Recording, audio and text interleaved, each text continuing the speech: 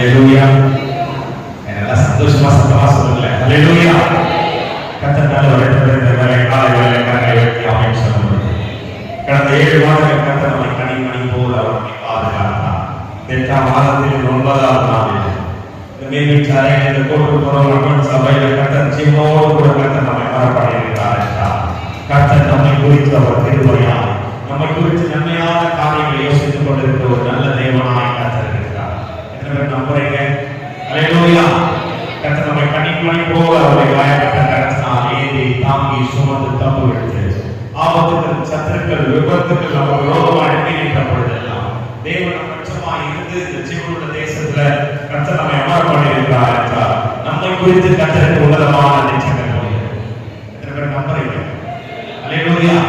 ஒருவேளை நம்மை குறித்து நமக்கு பெரிய நிச்சயங்கள் இல்லாமல் இருக்கலாம். ஆனால் தேவன் நம்மை குறித்து அவர் உன்னதமான நிச்சயங்களை தன்னுடைய உள்ளங்கையில் வரைக்கும் அதை ஏற்ற வேலையில் நம்முடைய வாழ்க்கையை நடப்பிக்கிற ஒரு வல்லமையுள்ள நல்ல தேவனாய் கர்த்தர் இருக்கிறார்.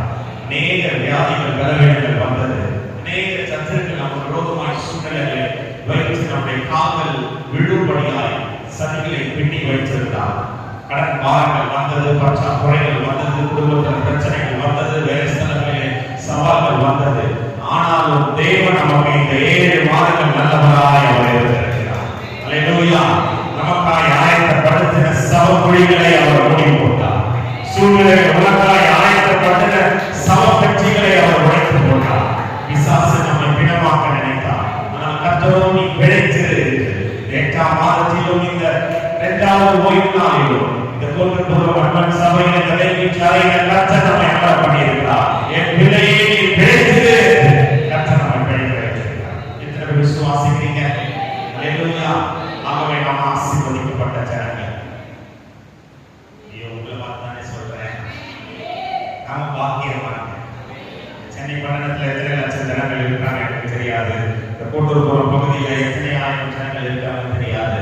ஆனால் அவர்களை பார்க்கிறோம் நீங்கள் விசேஷித்தமானவர். ஏனென்றால் நாம் ஆராதிக்க வந்திருக்கிற தெய்வம் அவர் ஜீவனுள்ள தேவனா, இன்று வல்லமை நிறைந்த தேவனா. அவரை ஆராதிக்கும்படியாக நாமத்தை உயர்த்தும்படியாக நாம் வந்திருக்கிறோம். ஆகவே நாம எப்போதுமே பாக்கியவான்கள், ஆசீர்வதிக்கப்பட்ட ஜனங்கள். அப்படிப்பட்டதான இந்த ஆசீர்வாதமான இந்த கோட்டூர்புரம் அன்பன் கிறிஸ்துவ சபையில வந்து மீண்டும் தன்னுடைய வார்த்தையை இந்த நாளில் பகிர்ந்து கொள்ளும்படியாய் தேவன் ஊழியத்தை செய்யும்படியாய் கர்த்தரை பாராட்டின கிருபைக்காக நான் ஆண்டவரை ஸ்தோத்திரிக்கிறேன். நன்றோடு கூட அனைத்து இந்த வாய்ப்பினை தந்த அருமையான சபையின் போதகரும் மேய்ப்பருமாய் இருக்கிற அந்த தேவதாசர் பாசையா சொன்னவர்களால் நன்றியை தெரிவித்துக் கொள்கிறேன். இந்த திருச்சபையின் தலைவர்கள், கமிட்டி மெம்பர்ஸ் ஒவ்வொருவருக்கும் இயேசு நாமத்தினாலே நன்றியை தெரிவித்துக் கொள்கிறேன். எனக்கு சந்தோஷமா இருக்கு. ஹல்லேலூயா. நமக்கு நிறைய பிரச்சனைகள் இருந்தாலும் தேவனுடைய ஆலயத்துக்கு தேவனை ஆராதிக்க வரும்போது நம்ம எல்லா கவலைகள் எல்லா கஷ்டங்களையும் நம்ம வெளியில வச்சுட்டு தான் நம்ம உள்ள வரணும்.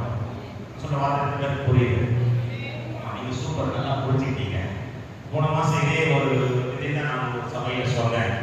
நம்ம ஆலயத்துக்கு தேவனுடைய சமூகத்துக்கு வரும்பொழுது நம்ம பிரச்சனைகள் கஷ்டங்கள் இதெல்லாம் நமக்கு பிரச்சனையா ப்ராப்ளமா இருந்தால் அதெல்லாம் வெளியில வச்சுட்டு வந்துவிடுவோம் அப்படின்னு சொன்ன உடனே ஒரு பிரதர் என்ன பண்ணாரு, அவன் பக்கத்தில் உட்காந்து அவன் மனைவியை தரன்னு இழுத்துட்டு போயிட்டு வெளியே வச்சுட்டு. ஆமா, ஆனா உங்களுடைய பார்த்தா கோட்டுப்புறம் அன்பன் சபையில கர்த்தர் நமக்கு கொடுத்த ஏற்றத்துறை நமக்கு ஆசீர்வாதம். அவன் சொல்லலையே. ஹல்லேலூயா. அப்படி இந்த அருமையான சபையில நான் இணைக்கிறோமான வந்து கர்த்தருடைய முன்னாடி நிற்பது கர்த்தர் கொடுத்த பெரிய கிருபை.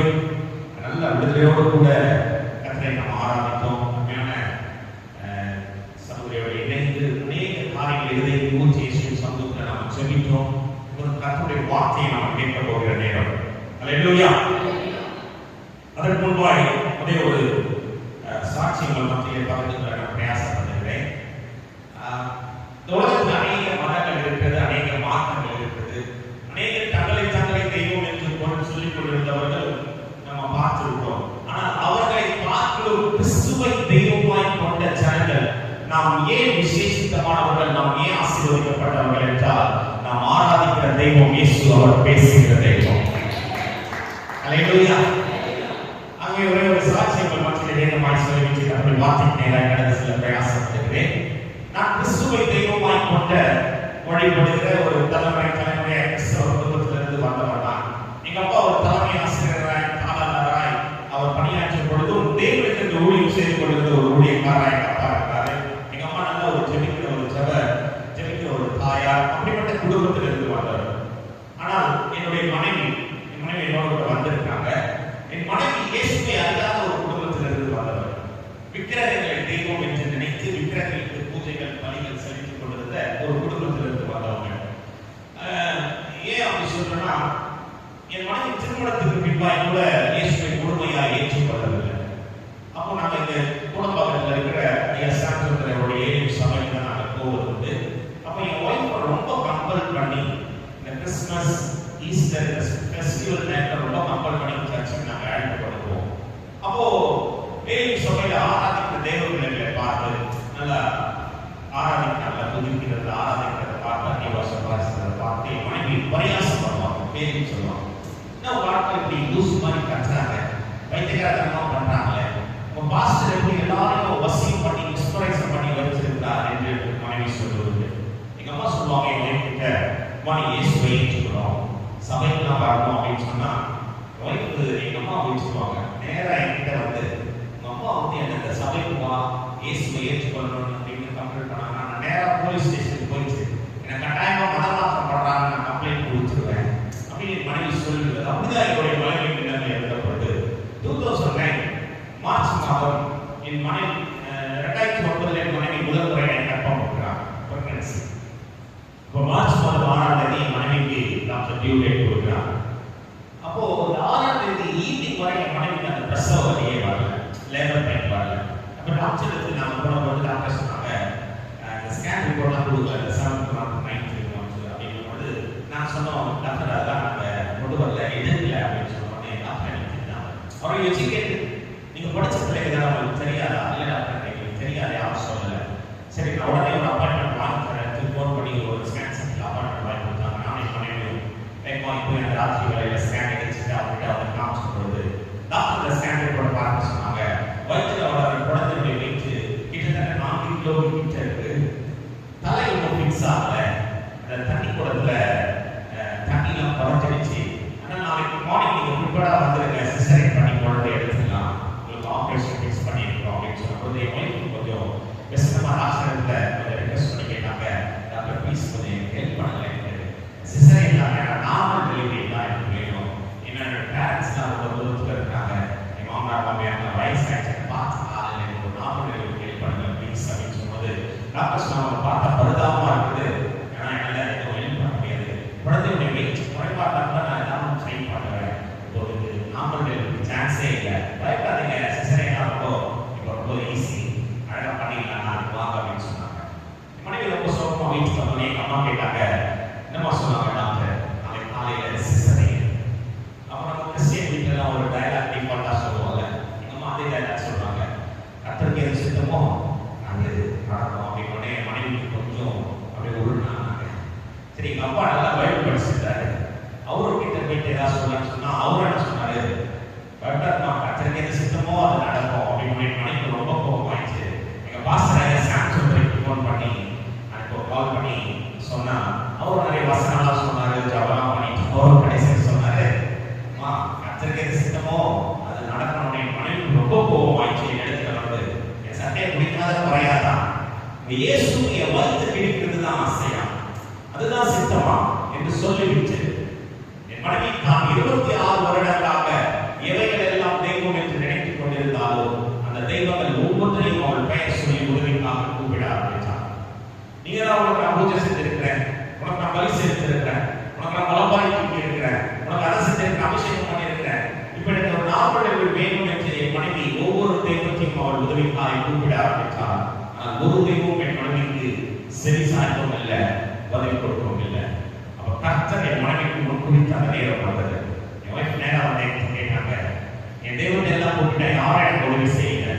இயேசு மாத்திரம் மெய்யான தெய்வம், அவர் ஒருவர் தான் ஜீவனுள்ள தெய்வம், கேட்கிறதெல்லாம் கொடுப்பாருன்னு சொல்றீங்களே, என் தெய்வத்தை எப்படி கேட்கணும்னு எனக்கு தெரியும், உங்க தெய்வத்தை நான் எப்படி கேட்கணும், இயேசுவிடத்துல நான் எப்படி கேட்க வேண்டும், வேண்டுகொள்ள வேண்டும் என்று சொல்லும்போது நான் ரொம்ப கேஷுவலா சாதாரணமா சொன்னேன். என்கிட்ட நீ எப்படி பேசுறீங்க அதற்கு மனைவி இதை கேட்டு கொஞ்சம் ஆச்சரியமானாலும் அரைக்கதவை மூடிக்கொண்டு என் மனைவியை சோர்ந்து பேச ஆரம்பித்தார். நீங்க தான் மெய்யான தெய்வம் இயேசுன்னு சொல்றாங்களே, நீங்க கேட்கிறதெல்லாம் கொடுப்பீங்கன்னு சொல்றாங்களே, எனக்கு ஒரு 40 டெலிவரி நீங்க தருவீங்களா என்று இயேசு நடத்த மனைவி கேட்டுட்டு ராத்திரி தூங்கிட்டாங்க. காலையில எழுந்து நான் ஹாஸ்பிட்டலுக்கு போனோம். ஆயத்தமாகி கொண்டிருக்கும் பொழுது ராத்திரி இயேசு நடத்த மனைவி என்ன வேண்டிக் கொண்டாரோ, என்ன ஜெபித்தாரோ, அந்த வார்த்தைகள் திரும்ப திரும்ப அவருடைய இருதயங்களிலும் முதல்களிலும் ஒழித்துக் கொண்டே இருக்கிறது. நீங்க தான் மெய்யான தெய்வம் இயேசுன்னு சொல்றாங்களே, நீங்க கேட்கிறதெல்லாம் கொடுப்பீங்கன்னு சொல்றாங்களே, இப்ப எனக்கு ஒரு 40 டெலிவரி நீங்க தருவீங்களா என்று இயேசு நடத்த மனைவி கேட்டுக்கொண்டிருக்கும் பொழுது, நானே மெய்யான தெய்வம் இயேசு, நீ கேட்கிற 40 டெலிவரி நான் தருவேன் என்று இயேசுவின் சத்தத்தை மனைவி தெளிவாய் கேட்டார். அல்லேலூயா. நம்பிக்கையோட பேசுறதை நீங்க ஸ்பீக்கர்ஸ்ல கேட்கிறீங்களோ, இயேசுவின் சத்தத்தை மனைவி தெளிவாய் கேட்டார். இவங்களா நம்ப முடியல. மாமியார் எனக்கு மோகன் சிங் ப்ரோக்ராம் டிவியில பார்க்கறாங்க போகுது, கதவு திறந்து பார்க்கறாங்க, டிவி அணைக்கப்பட்டிருக்கிறது. எங்க அம்மா கிச்சன்ல நாங்கள் ஹாஸ்பிட்டல் போனோம் எல்லாம் ப்ரிப்பேர் பண்ணியிருக்காங்க. அந்த பேக் எல்லாம் அடிக்கிட்டு இருக்கிறேன். அவருடைய ரூம்ல உட்கார்ந்து பைபிள் படிச்சுட்டு இருக்காங்க. மனைவி திரும்ப கதவை மூடிக்கொண்டு, என்னோடு கூட பேசினது இயேசுவா, இது இயேசுவின் சத்தமா என்று திரும்ப கேட்ட பொழுது திரும்பவும் தெய்வம் பேசினார். ஆமாம், உன்னோடு கூட பேசின மெய்யான தெய்வம் இயேசுதானே. நீ கேட்கிற 40 டெலிவரி நான் உனக்கு தருவேன் என்று இப்பொழுது திட்டமும் தெளிவுமாய் இயேசுவின் சத்தத்தை மனைவி கேட்டார். அப்போ என் வைஃபான நம்ப முடியல. எப்படி நம்ப முடியல? 26 வருஷம் படத்துல கல்லுல மரத்துல இருந்தது தெய்வம் என்று நினைத்துக் கொண்டிருந்தது முதல் முறையான சத்தத்தோடு கூட வெளிப்பட்ட தெய்வத்தினுடைய வார்த்தை கேட்கப்படுது. நீங்க தான் என்னோட கூட பேசினது இயேசு என்றால் எனக்கு ஒரு சைன் காட்டணும், ஒரு அடையாளத்தை காட்டணும். ஆண்டவர் சொன்னாரு, என்ன அடையாளத்தை உனக்கு நான் காண்பித்தால் என்னை நீ மெய்யான தெய்வம் என்று ஏற்றுக்கொள்வாய். இவன் சொன்னார், ஹாஸ்பிட்டலுக்கு போ, எனக்கு ஆபரேஷன்ஸ் தேட்டருக்கு போய் எனக்கு சிசேரியன் பண்ணுவாங்க என்று அந்த டாக்டர் சொல்லிட்டாங்க. ஆம்பளைக்கு சான்ஸ் இல்லை. ஆனால் அந்த டாக்டர் என்னை பார்த்த உடனே ஒரு வார்த்தை கேட்க வேண்டும். என்னமா 40 டெலிவரிக்கு ட்ரை பண்ணலாமா என்ற வார்த்தை கேட்க வேண்டும் என்று இயேசுவிடத்திலே மனைவி சொல்லிவிட்டு என்னோட ஹாஸ்பிட்டலுக்கு கடந்து வந்தாங்க. இவனுக்கு இதெல்லாம் என்கிட்ட சொல்லலை, வேகமாய் சொல்லுகிறேன். ஹாஸ்பிட்டலுக்கு போன உடனே எங்களுக்கு ஒரு ரூம் கொடுக்கப்பட்டது. என் மனைவிக்கு ஆபரேஷன் தேட்டருக்கு மாற்ற வேண்டிய உடைகள் எல்லாம் மாற்றியாச்சு. அந்த ட்ரெஸ் எல்லாம் மாற்றினாங்க. சிசேரியன் பண்ண வேண்டியதுனால எங்களுக்கு வந்து ட்ரெஸ்ஸிங் பண்ணுவாங்க, ட்ரெஸ்ஸிங் பண்ணிட்டாங்க. அனஸ்தெசிஸ்ட் டாக்டர் வந்து என் மனைவிக்கு ஃபிட் சர்டிஃபிகேட் கொடுத்துட்டாங்க. கணவர் என்ற முறையில் கையெழுத்து வாங்க வேண்டிய பக்கத்துல எல்லாம் எங்களுக்கு கையெழுத்து வாங்கியாச்சு. நர்ஸ் வந்து சொன்னாங்க, டாக்டர் ஃபர்ஸ்ட் ஃப்ளோர்ல ரவுண்ட்ஸ்ல இருக்காங்க, இப்போ வந்துருவாங்க என்று சொல்லிக்கொண்டு சில நேரத்தில் எங்கள் அறை கதவை திறந்து கொண்டு டாக்டர் வந்தாங்க. என் மனைவி கட்டில் படுத்திருக்கும் போது பரவாயில்ல நான் அமர்ந்திருக்கிறேன். என் மூத்த சகோதரி அக்கா எதில் அமர்ந்து கொண்டிருக்கும் போது உள்ள வந்த டாக்டருடைய முகத்தை அல்ல, என் மனைவி டாக்டருடைய வாயை மாற்றிக் கொண்டு இருக்கும் பொழுது இயேசுவிடத்துல டாக்டர் என்ன சொல்ல வேண்டும் என்று என் மனைவி வேண்டிக் கொண்டாலும் அதில் ஒரு எழுத்து மாறாமல், ஒரு வார்த்தை மாறாமல் அந்த டாக்டரை மனைவியை பார்த்து கேட்டாங்க, என்னவா 40 டெலிவரிக்கு ட்ரை பண்ணலாம். அல்லேலூயா. சொன்னபடி பொழுது கோடி கோடி வெளிச்சங்கள் மத்தியில் மேகத்தில் தன்னுடைய அழகான முகத்தை இயேசு என் மனைவிக்கு தரிசனமாய் தந்தார். 26 வருடங்களாக தேடி போகாத தெய்வம் இயேசு என் மனைவியை தேடி வந்து அவளோடு கூட பேசி அவருடைய முகத்தை தரிசனமாய் தந்தார்.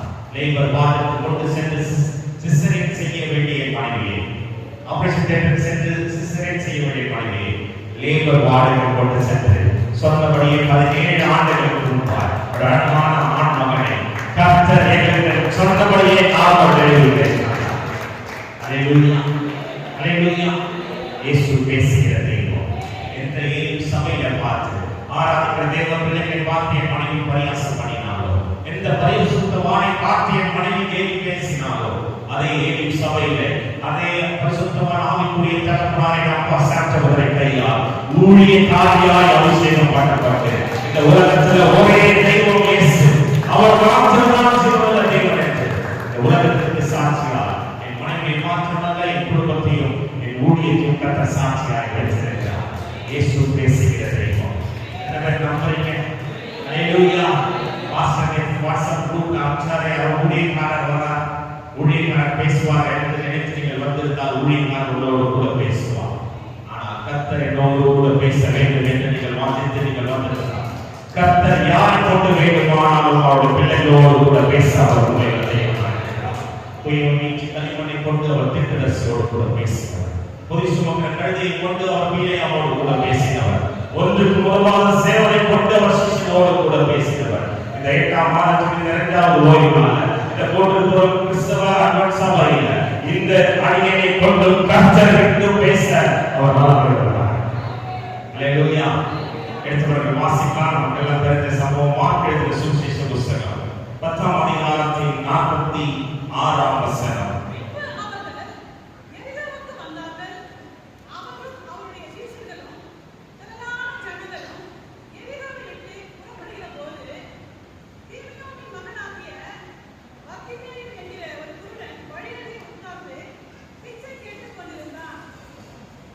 பின்பு அவர்கள் எரிகோவுக்கு வந்தார்கள். அவரும் அவருடைய சீஷர்களும் திரளான ஜனங்களும் எரிகோவை விட்டு புறப்படுகிற போது திமேயின் மகனாகிய பர்த்திமேயு என்கிற ஒரு குருடன் வழியருகே உட்கார்ந்து பிச்சை கேட்டுக் கொண்டிருந்தான். இருக்கிற இடத்திலே கண்களை மூடி தலைகளை தாட்டி ஒரு நிமிடம் மட்டும் நம்முடைய இருதயம் சிந்தனைகளுடைய வார்த்தைக்கு நேராக சென்று இந்த காலை வேளையிலும் அவர் நாமம் தரிக்கப்பட்ட அவருடைய பிள்ளைகள் இந்த சென்னை பட்டணத்தில் இந்த பொருட்புற பகுதியில் ரத்தம் தெளிக்கப்பட்டு வேறு தெளிக்கப்பட்டு அவருடைய நாமத்தை உயர்த்தும்படியா அந்த வாரத்தில் 8வது மாதத்தில் 2வது ஓய்வாக நம்முடைய சமூகத்தில் நம்முடைய வார்த்தைக்காய் காத்திருக்கிற நம்முடைய பிள்ளைகள் வார்த்தைகள் நம்முடைய வலிமையான வார்த்தைகள் நம்முடைய கடந்து வரும்படியா கர்த்தரை நோக்கி நாம பார்த்து அப்பாவை நோக்கி பார்த்து பிள்ளைகள் இதயத்தின் ஆழத்தில் இருந்து ஒரே ஒரு வார்த்தையை நம்ம சொல்ல போறோம். அப்பா என்னோடு கூட நீங்க பேசுனாங்க அல்ல இதயத்தின் ஆழத்தில் இருந்து சத்தத்தை உயர்த்தி கேளுங்க. அப்பா என்னோடு கூட நீங்க பேசுனாங்க உடைய வார்த்தைக்காய் உடைய பிள்ளைகள் நாங்கள் காத்திருக்கிறோம். இந்த உலகத்தின் வார்த்தைகளை எங்களை உடைத்து போடுகிறது. இந்த மனுஷனுடைய வார்த்தைகள் எல்லாம் எங்களை மனமுடைய செய்கிறது. ஆனால் உன்னதத்திலிருந்து உதிக்கிற சர்வ வல்லவருடைய வார்த்தைகள் எங்களுக்குள்ளாய் ஜீவனை உண்டுபடும், விடுதலை உண்டுபடும், சமாதானத்தை உண்டுபடும், ஒரு உயிர்ப்பிப்பை உண்டுபடும் என்று விசுவாசிக்கிற ஒரு கூட்டத்தை பிள்ளைகளா இந்த கோட்டூர் நாட்டுடைய அன்பன் சபையில நம்முடைய சமூகத்தில் உடைய வார்த்தைக்கு வாழ்க்கை நீரோடைய வார்த்தைக்கு காத்திருப்பது போல நம்முடைய வார்த்தைக்காய் பிள்ளைகளை நாங்கள் காத்திருக்கிறோம். என்னை மறைத்து பிள்ளைகள் வார்த்தைகளை நீர் வெளிப்படும் வலிமையான கிரியைகள் வெளிப்படுவதா இந்த காலை வேளையில் பரலோகத்திற்கும் இந்த பலிபீடத்திற்கும் ஒரு நேரடி தொடர்பு உண்டாகட்டும். வந்திருக்கிற பிள்ளைகள் ஒவ்வொருவருடைய வார்த்தை வலிமையினால் நிரப்பும். நீ பேசும் நாங்கள் கேட்கிறோம். இயேசுவின் மூலம் பிதாவே ஆமென். ஆமென். நல்ல கரங்களை தட்டி கர்த்தருடைய நாமத்தை மகிமைப்படுத்துவோம். நீங்கள் ஒவ்வொருவரையும் நான் இயேசுவின் நாமத்தினால் வாழ்த்துகிறேன். வாசித்த வேத பகுதியிலே நம்ம அநேக முறை நாம் தியானித்திருக்கிறோம். அநேக தேவனுடைய செய்தியிலே தேவனுடைய ஊழியக்காரர் மூலமாய் இந்த வேதத்தின் சம்பவத்தின் மூலமாய் நாம் கேட்டிருந்தாலும் வேத வசனம் எதற்கு ஒப்பாய் இருக்கிறது என்றால் கர்த்தருடைய வார்த்தை அது வைரத்திற்கு ஒப்பாய் இருக்கிறது. புரியுதோ ஒரு ஆமை சொல்லுங்க. அல்லேலூயா. ஏன் அப்படின்னா ஒரு வைரத்தின் விலை எப்படி நிர்ணயிக்கப்படுகிறது அப்படின்னு நம்ம பார்த்தோம்னா ஒரு வைரத்தை விட இந்த வைரம் ஏன் விலை ஏற்பட்டதாக இருக்கிறது என்றால் அது எத்தனை விதத்துல வெட்டப்பட்டு எத்தனை டைமென்ஷன்ல அது தன்னுடைய பிரகாசத்தை தன்னுடைய வெளிச்சத்தை வெளிப்படுத்துகிறதோ அத்தனை விதத்துல ஒரு வைரத்தை விட ஒரு வைரத்தின் விலை ஏற்பட்டதாக இருக்கும். ஆனா நான் சொல்றேன் வைரத்தை பார்த்து கர்த்தருடைய வார்த்தை அது கோடி மடங்கு விலை ஏற்பட்டது. அல்லேலூயா. ஆகவே நாம் எத்தனை முறை கர்த்தருடைய வார்த்தையை நாம் படிக்கும் பொழுதும் வாசிக்கும் பொழுதும் தியானிக்கும் பொழுதும் அதில் இருந்து கர்த்தருடைய வார்த்தையை நாம் கேட்கும் பொழுதும் கர்த்தர் புதிய புதிய காரியங்களை அவருடைய பிள்ளைகளோடு கூட புதிய காரியங்களை அவர் பாடங்களை நமக்கு கற்றுக் கொடுக்கிறவராக இருக்கிறார். இங்கே ஒரு நபரை குறித்து பார்க்கிறோம். அவருடைய பெயர் பர்த்திமேயு. அவன் எரிகோவுக்கு போகிற வழியிலே அவன் பிச்சை எடுத்துக் கொண்டிருக்கிறவனாக இருக்கிறான். இயேசு அந்த வழியிலே வருகிறார் என்று அவன் கேள்விப்படுகிறான். இப்ப என்னன்னா இயேசு தான் வாழ்ந்த அந்த 33 ஆண்டுகளிலே அவர் ஊழியம் புரியும்படியாய் பிதாவின் சித்தத்தை நிறைவேற்றும்படியாய் இந்த உலகத்திற்கு வந்த அந்த 33 ஆண்டுகளிலே இயேசு எரிகோவுக்கு எத்தனை முறை அவர் கடந்து சென்றார், எரிகோ வழியாக அவர் போனார் நமக்கு வேதத்தில் பதிவு செய்யவில்லை என்றாலும் இந்த 10ஆம் அதிகாரத்தின் 46ஆம் வசனத்தில் பர்த்திமேயுவை கடந்து சென்ற இந்த சம்பவம் தான் இயேசு தன்னுடைய வாழ்நாளிலே இந்த உலகத்தில் வாழ்ந்த பொழுது அவர் எரிகோவுக்காய் கடந்து சென்ற கடைசி பிரயாணமாக இருக்கிறது. அவர் அதுதான் கடைசி பிரயாணம். அதுக்கப்புறம் இஸ்ரேல் போறார், அப்படியே கொல்கத்தா போறார், அப்படியே கல்வாரியில சிலுவையில அவர் அறையப்படுகிறார். அப்போ எரிகோவுக்கு இவர் கடந்து வருகிற இந்த கடைசி தருணத்தை கண்கள் குருடாக இருக்கிற பர்த்திமேயு அறிந்து அவர் சொல்லுகிறார், நான் எத்தனை முறை நான் இயேசுவை தேடி இருக்கிறேனோ தெரியல, ஆனால் இந்த முறை அவர் கடந்து வருகிற இந்த கடைசி முறை நான் இயேசுவிடத்திலிருந்து அற்புதம் பெற்றுக் கொள்ளாமல் நான் அவர் விட போவதில்லை என்று அவர்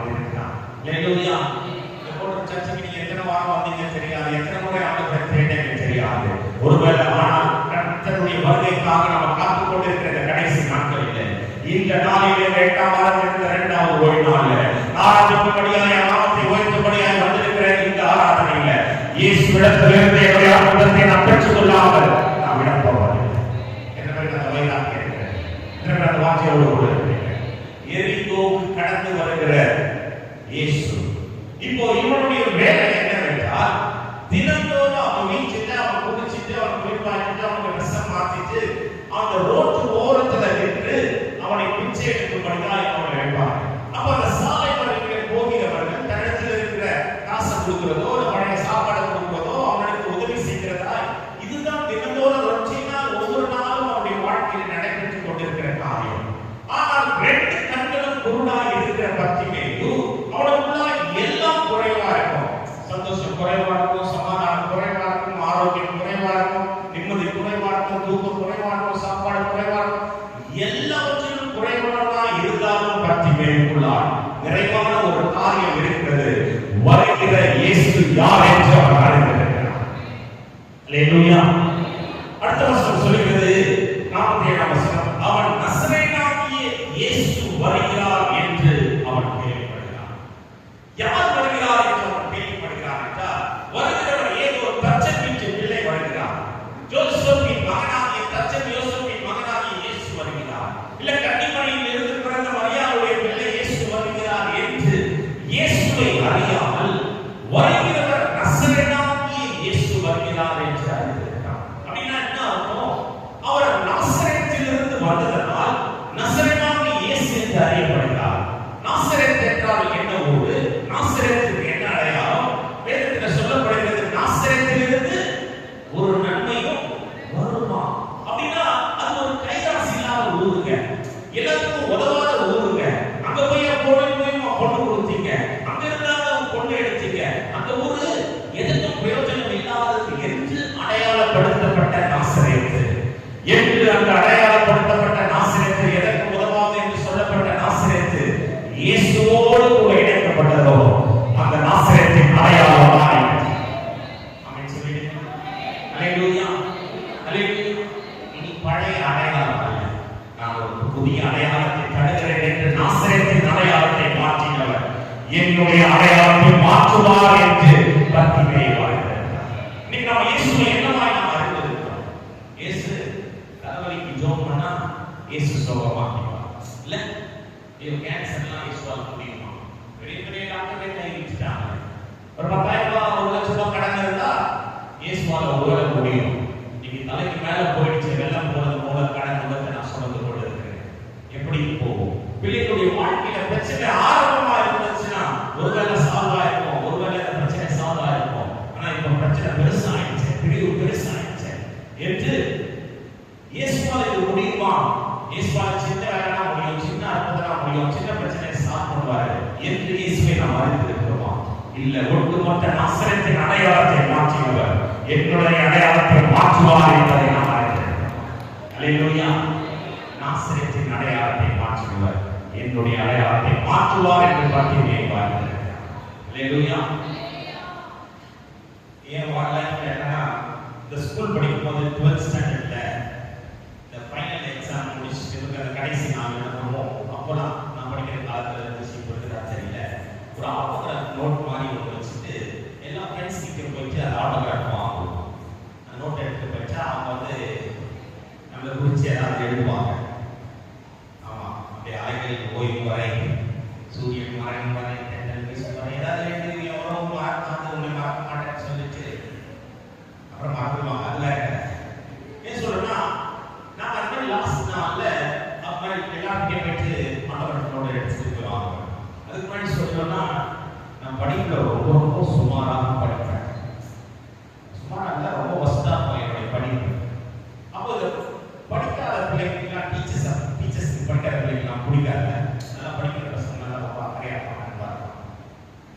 அப்போ இந்த ஆட்டோகிராஃப் டீச்சர்ஸ் கிட்டே போய் வாங்க. அப்போ நல்லா படிக்கிற என் ஃப்ரெண்டு ஒருத்தரும் நானும் போயிட்டு எங்களுடைய பாட்டி டீச்சர் இருந்தாங்க. அவங்க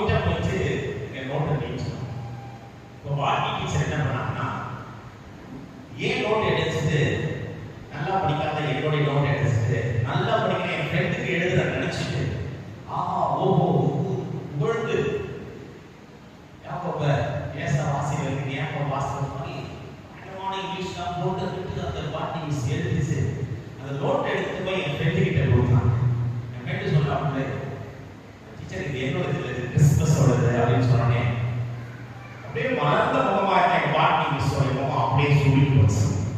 அப்படியே போய் இவனுக்கா போய் நான் எழுதுறேன், இவனுக்கு போயிச்சு இவ்வளவு கஷ்டப்பட்டு நான் எழுதுட்டேன்ட்டு, எதுக்கு உதவாத இவனுக்கு போய் எழுதுட்டேன்ட்டு அவங்களுக்கு ரொம்ப வசம்.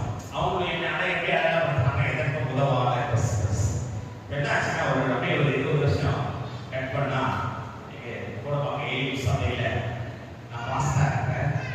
அப்போ 40 டேஸ்ல லேட்டஸ்ட் மீட்டிங்லாம் நடக்கும். அப்போ நான் அந்த லாஸ்ட் ப்ரேயர் அனௌன்ஸ்மெண்ட் அதெல்லாம் பண்ணிட்டு இருக்கும்போது ஒரு நாள் பார்க்குறேன், கடைசி நம்ம முடிச்சுட்டு ஆசீர்வாதம் பார்த்து அந்த க்ரௌட பார்க்க கடைசி ஒரு எங்கள் பாட்டி டீச்சர் உட்காந்துருக்காங்க. 20 வருஷம் கழிச்சு பார்த்து நான் எனக்கு ரொம்ப சந்தோஷமா மீட்டிங் முடிஞ்சோட வேகமா அப்படின்ற ஓடி போய் டீச்சர் எனக்கு ஞாபகம் இருக்கா, நான் கிறிஸ்துமஸ் எனக்கு தெரியுதா அப்படின்னு சொன்னா அவங்க சொன்னாங்க, ரொம்ப சந்தோஷப்பா, நல்லா ஞாபகம் இருக்கு, ஒரு ஊழியர் நான் இருக்கிறேன், என் சான்றோட ஏழு சபையில பாஸ்டா இருக்கிறேன், எனக்கு ரொம்ப சந்தோஷம் சொல்லிட்டு அடுத்தது என்னன்னா, இது பக்கத்துல இருந்த ஒரு காட்சி, என்னுடைய டாக்டர் என் மகன் ஒரு +2 எக்ஸாம் எழுதுறா, இவளுக்கு கொஞ்சம் ஜோம் பண்ணேன். அல்லேலூயா. 20 வருஷத்துக்கு முன்பா எனக்கு உதவாத பெண்கள் அடையாளப்படுத்துவது என்று இயேசுவோடு கூட இணைக்கப்பட்டு இயேசுவின் வார்த்தை ஊழியத்தை நான் சுமந்தோம். என்னுடைய அடையாளத்தை கர்த்தர் மாற்றினார். நாசரேத்தின் அடையாளத்தை மாற்றினவர். பர்த்திமேயுவுக்கு தெரிந்திருக்கிறது, அவன் என்னுடைய அடையாளத்தையும் அவன் மாற்ற வல்லமை உள்ளவர். அல்லேலூயா. இந்த ஆகஸ்ட் மாதம் அநேகருடைய அடையாளங்கள் மாறப்படுகிறது. வேறு ஸ்தலத்தில் வாழ்ந்து கொண்டிருக்கிற பகுதியில் ஒரு குடும்பத்தில் எந்த இடத்துல உன்னை அடையாளப்படுத்தினாங்களோ, எதற்கும் இதுவரை உதவாத என்று சொன்னாங்களோ, ஐயோ அந்த சிஸ்டருக்கு எந்த வேலையை கொடுக்காதுக்கு அவன் எதற்கோ உதவ மாட்டாங்க, அந்த குடும்பமா அது ஒரு கைராசி இல்லாத குடும்பம், அவங்களுக்கு அனுபவம் குறைவு, அவங்களுக்கு ஞானம் குறைவு, அவங்க படிப்பு குறைவு என்று நம்முடைய பலவீனங்களை குறைவினங்களை கண்டு உலகம் நமக்கு இதுவரை அடையாளப்படுத்தியிருக்கலாம். ஆனால் கர்த்தருடைய பார்வையோ நம்மை குறித்து வேறு விதமாக இருக்கிறது. நீதியாளருக்கு பயந்து ஆலைக்கு வெளியே போரடித்துக் கொண்டிருக்கிற நீதியோன், பயந்து கொண்டிருக்கிற விதியோனை பார்த்து கர்த்தர் நீ விதியோனை பயந்தான என்று அழைக்கவில்லை, விதியோனை நீ பராக்கிரமசாலி என்று அழைத்தார். இன்று நம்முடைய வாழ்க்கையில் நம்முடைய குடும்பங்களிலே வேலை சிறந்த வியாபாரம் செய்து கொண்டிருக்கிறவர்கள், ஊழியம் செய்து கொண்டிருக்கிறவர்கள், உலகம் இதுவரை உன்னை எப்படி அடையாளப்படுத்துவது தெரியாது. ஆனால் கர்த்தர் இந்த புதிய மாதத்துல, இந்த ஆகஸ்ட் மாதத்துல அநேகருடைய அடையாளங்களை கர்த்தர் மாற்றப் போகிறார். எந்த ஆபீஸ்ல ஒரு கையில நம்பிக்கை பொறுப்பை கொடுக்காத உன்னுடைய எஜமான், உன்னுடைய பாஸ் இந்த ஆகஸ்ட் மாதம் முடிவதற்குள்ள உன்னை தேடி வந்து உன் கடந்த அநேக ரெஸ்பான்சிபிலிட்டியை கொடுத்து வருகிறார். கர்த்தர் ஒரு அடையாளத்தை மாற்றப் போகிறார். இனி நீ பாழான பட்டணம் அல்ல, நீ பியூலா எப்சிபா என்று அழைக்கப்படுவார். உனக்கு ஒரு புதிய அடையாளங்கள் உண்டாகும் என்று கர்த்தர் சொல்கிறார். பழைய அடையாளங்கள் இனி இல்லை. நாசரேத்தின் அடையாளத்தை மாற்றுவார், என்னுடைய அடையாளத்தை மாற்றுவார். பத்திமையை வாழ்ந்திருக்கிறான். பார்வை இல்லாமல் இருந்தாலும் அவனுக்குள்ளாக இருந்த நிறைவான ஒரு வெளிப்பாடு. ஒடுக்கிறவர் தச்சனுடைய பிள்ளை அல்ல, ஏதோ ஒரு காரியர் அல்ல, ஏதோ ஒரு யூதர் அல்ல, அவர் நாசரேத்தின் அடையாளத்தை மாற்றினவர். இந்த நாளில் என்னுடைய அடையாளத்தை, இந்த பிச்சைக்காரர் என்ற அடையாளத்தை, இந்த குருடர் என்ற அடையாளத்தை, இந்த உதவாளர் என்று ஒதுக்கப்பட்டவருடைய அடையாளத்தை இன்று மாற்றுவார் என்று அறிந்து நசரேயனாகிய இயேசு வருகிறார் என்பதை பத்திமை வருகிறார். அல்லேலூயா. இன்னைக்கு நம்ம இயேசுவை யாராய் நாம் அறிந்திருக்கிறோம் என்பது காரணம். ஆண்டவரை அறிஞ்சிருக்கிறோம், வேத வாசிக்கிறோம், ஆலயத்துக்கு வருகிறோம், விசேஷ கூடுகையில் போகிறோம், ஜெபிக்கிறோம், அநேக சாட்சிகளை கேட்கிறோம், தேவன் செய்த எல்லா பராக்கிரமங்களையும் அற்புதங்களையும் நம்ம வேதத்தில் வாசித்தாலும் இயேசுவை நாம் என்னவாய் அறிந்து கொண்டிருக்கிறோம்? ஏன் நம்முடைய வாழ்க்கை இன்னும் அடையாளம் மாறல? ஏன் இன்னும் சில அற்புதங்களுக்கு காலமாக ஆகிக் கொண்டிருக்கிறது என்றால் இயேசுவுடைய வல்லமையை நாம் முழுமையாக அறிந்து கொள்ள வேண்டும். அல்லேலூயா. பர்த்திமேயு வருகிறவர் நசரேயனாகிய இயேசு என்று வருகிறார் என்பதை கேள்விப்பட்டு அவரை என்னவாய் கூப்பிடுகிறார் என்றால் யூதர் கோத்திரத்தின் ராஜா என்று அவர் சிறிய குறுகிய வட்டத்துக்குள்ளாய் அல்ல, ஏதோ ஒரு தச்சனுடைய மகனாய் அல்ல, வருகிறவரை அவன் அழைக்கிறார், தாவீதின் குமாரனே எனக்கு இரக்கம். அவருக்கு வைத்து அவன் சொல்லியிருக்கிறார். அல்லேலூயா. அவன் இயேசுவை என்னவாய் கூப்பிடுகிறார் என்றால் தாவீதின் குமாரனே. தாவீதின் குமாரன் என்றால் அவர் உலகத்தின் இரட்சகர். அவன் சொல்லியிருக்கிறார். அல்லேலூயா. அப்படின்னா ஒட்டுமொத்த உலகத்தையும் அவரை ரட்சிக்க முடியும் என்றால் இந்த எரிகோ வீதியிலே அமர்ந்து பிச்சை எடுத்துக் கொண்டிருக்கிற இந்த பர்த்திமேயு அவனால் ரட்சிக்க முடியும் என்பதை அவன் அறிந்து அவன் அழைக்கிறான், தாவீதின் குமாரனே. அல்லேலூயா. ஆண்டவருக்கு அநேக நாமங்கள் உண்டு. வேதத்தில் 275 நாமங்கள் ஆண்டவருக்கு சூட்டப்பட்டிருக்கிறது. ஒரு பாட்டு எழுதியிருக்கிறார், யெகோவா தேவனுக்கு 1000 நாமங்கள்.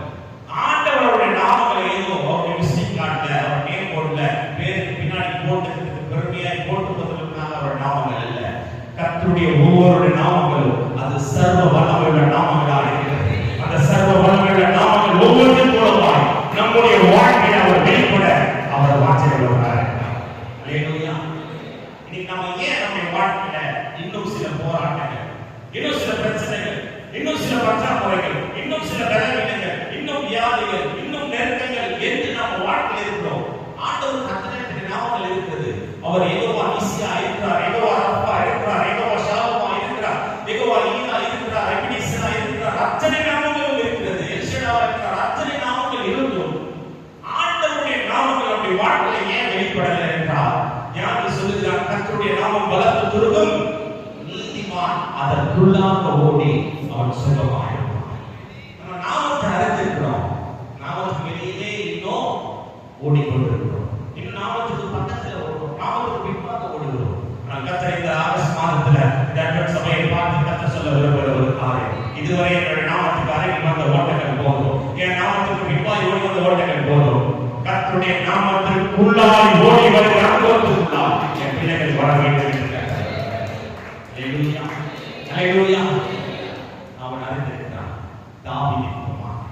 இன்னைக்கு நம்முடைய வாழ்க்கையில 2000 வருஷமாயிடுச்சு இயேசு சிலுவையில் அறையப்பட்டு நமக்கான எல்லா ஆசீர்வாதங்களையும் அவர் நமக்காக செய்தார். இன்னைக்கு நம்முடைய லைஃப்ல என்ன பிரச்சனை இருக்குது, என்ன போராட்டம் இருக்குது, எதனால நம்ம சில பிரச்சனைகளை ஃபேஸ் பண்ணிட்டு இருக்கோம்? ஒன்று நம்முடைய பாவத்தை நிமித்தம் சில பிரச்சனைகள் போராட்டம் நம்முடைய வாழ்க்கையில் இருக்குது. ரெண்டாவது நம்முடைய வாழ்க்கையில் இருக்கிற பலவீனங்கள், சரீரத்தில் இருக்கிற வியாதிகள், இல்ல ஃபேமிலிக்குள்ள யாரோ இருக்கிற சிக்னஸ்னால நம்முடைய வாழ்க்கையில பிரச்சனையை ஃபேஸ் பண்ணிட்டு இருக்கிறோம். மூணாவது வழியே இல்லை, பொருளாதார பிரச்சனை, கடன் பாரம், நெருக்கம், மாசம் மாசம் வர வேண்டாம் செலவு பத்தினாக்கு பற்றாக்குறையில இருந்து கொண்டிருக்கிற ஒரு தரித்திரமான ஒரு வாழ்க்கை, பற்றாக்குறை தரித்திரம். ஒன்று நம்முடைய பாவத்தின் நிமித்தம், இரண்டாவது நம்முடைய வியாதிகள், பலவீனங்கள், வேதனைகள் நிமித்தம், மூன்றாவது நம்முடைய பற்றாக்குறை தரித்திரம் நிமித்தம். நான் சொல்றேன், இந்த மூன்றையும் 2000 வருஷத்துக்கு முன்பாய் இயேசு நமக்காய் சிலுவையை செய்து முடித்துவிட்டார். அல்லேலூயா. நாம் பாவமில்லாத ஒரு வாழ்க்கை வாழ வேண்டும் என்று அவர் நமக்காய் பாவமானார். நம்முடைய சரீரத்தில் வியாதிகள், வேதனைகள் இருக்கக்கூடாது என்று அவர் எல்லா வேதனைகளையும் அவர் ஏற்றுக்கொண்டார். இந்த சென்னை பட்டணத்தில் நாம் செல்வ சீமானாய் நாம் வாழ வேண்டும் என்று அவர் நமக்காய் தரித்திரம் இல்லாத வாழ்க்கை வாழ வேண்டும். எல்லா தரித்திரம் நமக்காய் அவர் தரித்திரமானார். ஆனால் இந்த மூன்றை பேசி நமக்காய் சிலுவையை செய்து முடிச்சிட்டோம். இன்னைக்கு 2026 ஆண்டுக்கு இந்த ஆகஸ்ட் மாதம் வரை நம்முடைய வாழ்க்கையில பலவீனங்கள் இருக்கிறது, வியாதிகள் இருக்கிறது, கடன் இருக்கிறது, பற்றாக்குறை இருக்கிறது, பாவங்கள் இருக்கிறது. அப்படின்னா என்ன அர்த்தம்னா, அந்த வல்லமையுள்ள நாமங்களை நாம இன்னும் நாம் பயன்படுத்திக் கொள்ளாமல், நாமங்களை வளர்த்த துறதற்குள்ளாம் நாம் பிரவேசிக்காமல் இன்னும் நாம் இருக்கிறோம். அந்த ஆகஸ்ட் மாதத்துல பார்வையற்ற பத்திரிகையின் மூலமாய் ஆண்டவர் சபைக்கு ஒரு பாடத்தை கற்றுக் கொடுக்க விரும்புகிறார். என்னுடைய நாமங்கள் உன்னை பாதுகாக்கிற வளர்த்த துறதமாக இருக்கும். என் நாமத்தை நீ அறிந்து அதை நீ அழைக்கிறவராக இருக்கிறது. அல்லேலூயா, அல்லேலூயா. ஜெபிக்கும் பொழுது அவர் என்ன நாமத்தை சொல்லி நம்முடைய சூழ்நிலைகள் என்ன என்பதை நாம் அறிந்து அந்த நாமத்தை நாம் பயன்படுத்துகிறவர்களாக இருக்க வேண்டும். சொல்ற வார்த்தை புரியுது. வியாதியா இருக்கிறோம், பலவீனமா இருக்கிறோம், சுகம் வேணும்னா அவருக்கு ஒரு நாமம் உண்டு. அவர் யெகோவா ரப்பா. அவர் படிக்கிறாங்க, என் தழும்புகளால் குணமானது இருக்கு, நானே உனக்கு மகத்துவமான மருத்துவராக இருக்கேன். அப்போ நம்ம சொல்லி ஆண்டவரிடத்திலிருந்து அந்த அற்புதத்தை, சுகத்தை பெற்றுக் கொள்ள வேண்டும் என்றால் அந்த யெகோவா ரப்பா என்ற நாமத்தை நாம் அழைக்க வேண்டும். அந்த இடத்துல இருக்கிறது கஷ்டம் இருக்குது, கடன் இருக்குது, பொருளாதார பிரச்சனை இருக்குது, பண தேவை இருக்குது, கொடுக்க வேண்டிய கொடுக்கணும், பிள்ளைகளுக்கு ஃபீஸ் கட்டணும், பண நெருக்கடியா இருக்கிற சூழ்நிலையில கர்த்தர் நாமம் ஒன்று இருக்கிறது. கர்த்தருடைய பர்வதத்தில் உன்னுடைய தேவைகள் எல்லாம் பார்த்துக் கொள்ளப்படும். என் நாமம் யெகோவா. அல்லேலூயா. அவர் நமது தேவைகள் என்ன என்பதை அறிந்து, நம்முடைய சூழ்நிலைகள் என்ன என்பதை அறிந்து, நம்முடைய பிரச்சனைகள் என்ன என்பதை அறிந்து அவருடைய வல்லமையுள்ள நாமங்களை நாம் அழைக்க வேண்டும். குடும்பத்தில் சமாதானம் இல்லை, திருமணம் செய்து கொடுத்த பிள்ளைகளுடைய வாழ்க்கையில சமாதானம், சந்தோஷம் இல்லை, வேலை ஸ்தலத்தில் சமாதானம் இல்லை, நாம் படிக்கிற இடத்துல வாழ்ந்து கொண்டிருக்கிற இடத்துல சமாதானம் இல்லை, பக்கத்து வீட்டுக்காரங்களுடைய பிரச்சனை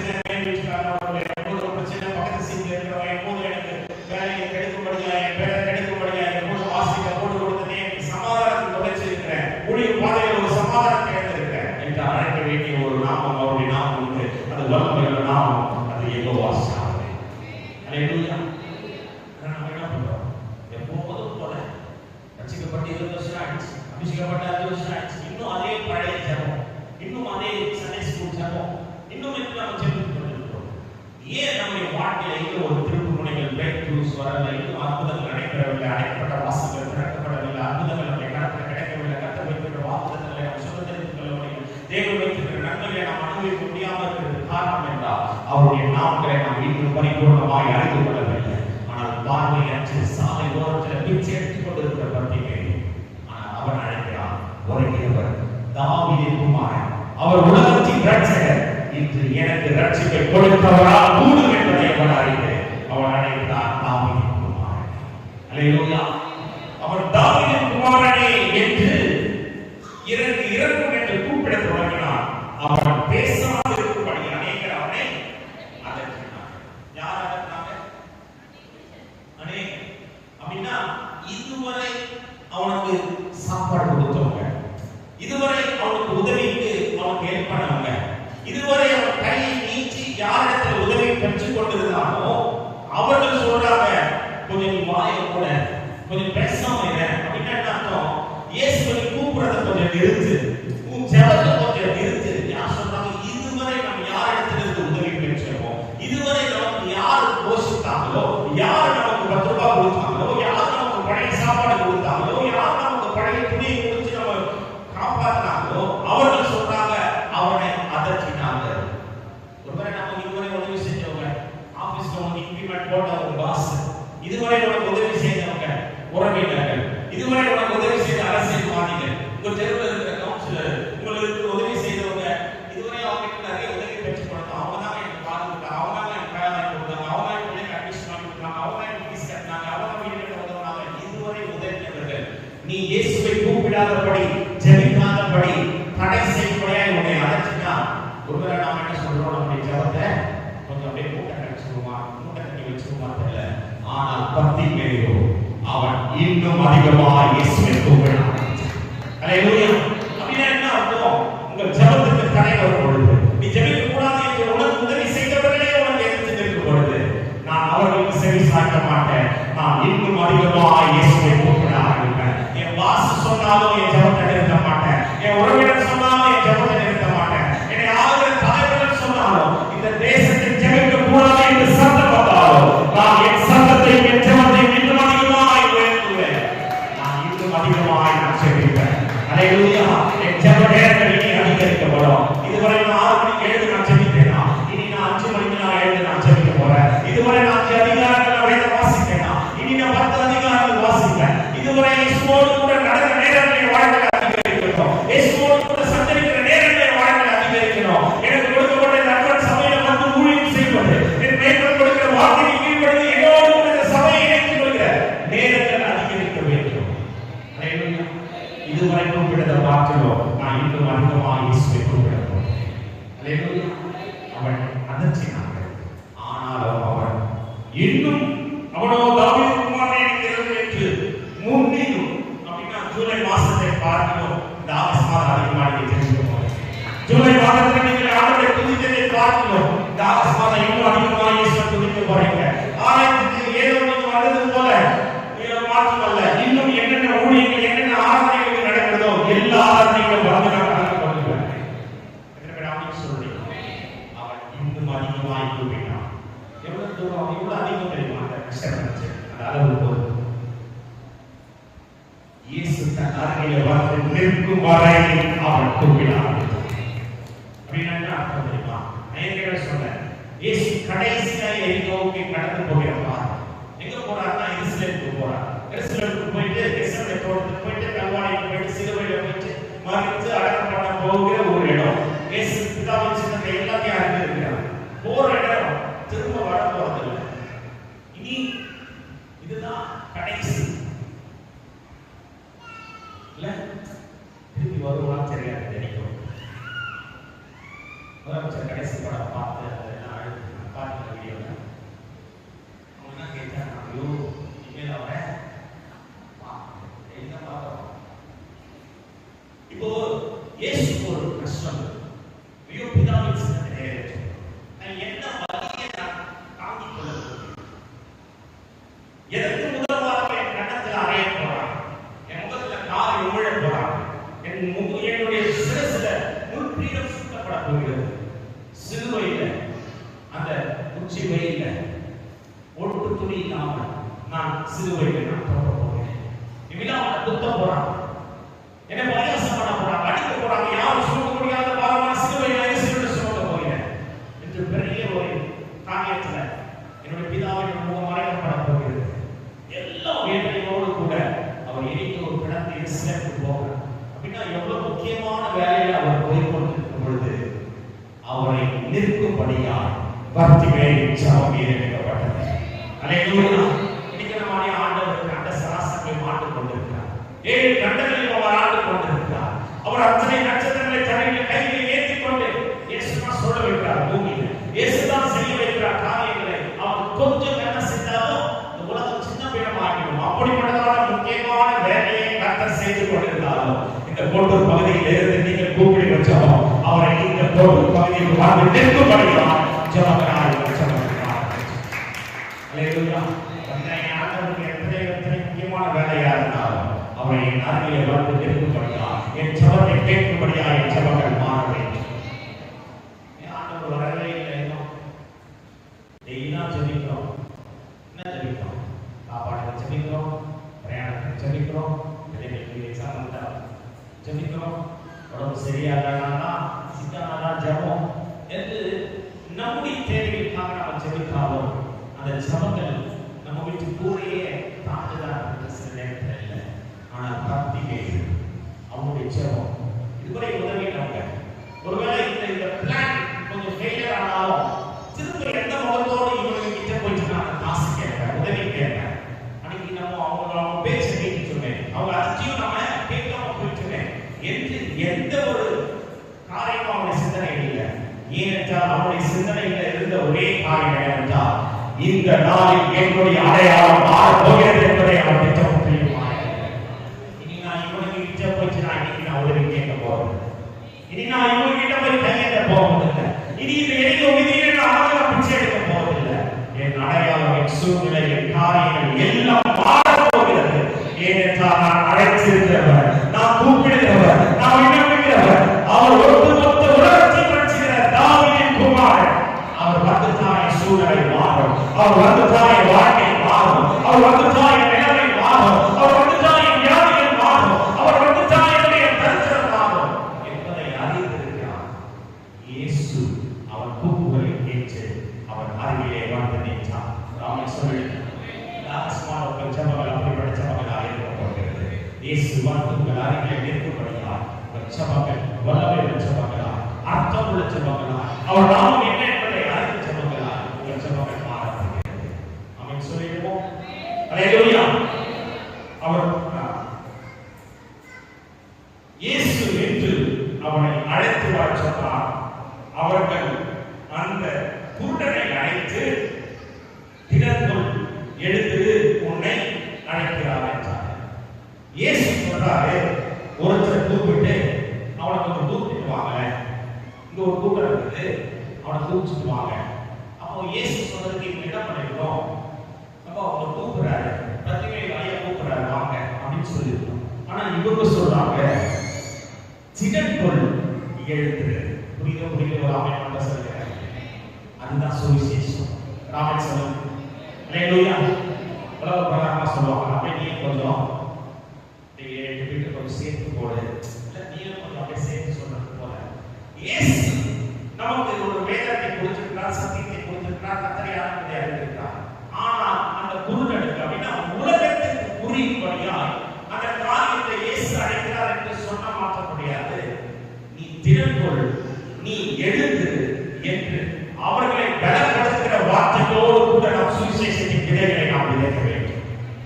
அல்லேலூயா. போகிற இடத்திலெல்லாம் நாம் இயேசுவை குறித்து மற்றவர்களுக்கு நாம் சொல்ல வேண்டும். அழைக்கும் போது நம்முடைய வாழ்க்கையில இயேசு யார் என்பதை, நான் ஏன் மனித வாழ்க்கையில ஆண்டவர் அற்புதம் செய்தார் வந்து சாட்சியை சொல்லிட்டு நான் போறேன்டா, அந்த அற்புதத்தின் மூலமா இந்த சாட்சி மூலமா யாரோ ஒருவருக்கு ஒரு பலனை கர்த்தர் கொடுக்க வேண்டும் என்று விரும்புகிறார். ஏன் நம்ம